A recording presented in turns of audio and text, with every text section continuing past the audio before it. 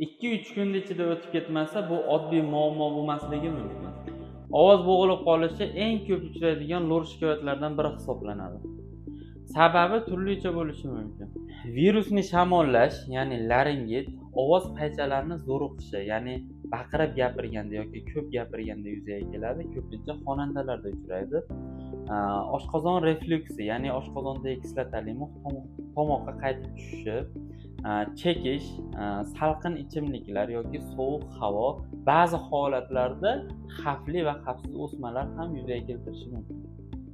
Uy sharoitida nimalar qilish mumkin? Ovozni to'liq dam oldirish, hattoki pichirlab ham gapirmaslik, ko'proq iliq suyuqliklar qabul qilish, xonani namlash, iliq bug'li ingalyatsiya, sovuq va changdan ehtiyot bo'lish kerak. Qachon lor shifokoriga borish kerak? Kasallik 3-5 kunda o'tib ketmasa, ovoz to'laqonli yo'qolgan bo'lsa, nafas olishda muammolari bo'lsa, yutunishda qiyinchiliklar bo'lsa, quloq va tomoq sohasida og'riqlar bo'lsa, chekuvchilarda uzoq muddatli xirillashlar bo'lsa, albatta lor shifokoriga borishni kechiktirmaslik kerak. Ovoz faqat gapirish emas, u sog'lig'ingiz oynasi. Agar ovozingizda muammo bo'lsa, lor shifokoriga borishni kechiktirmang.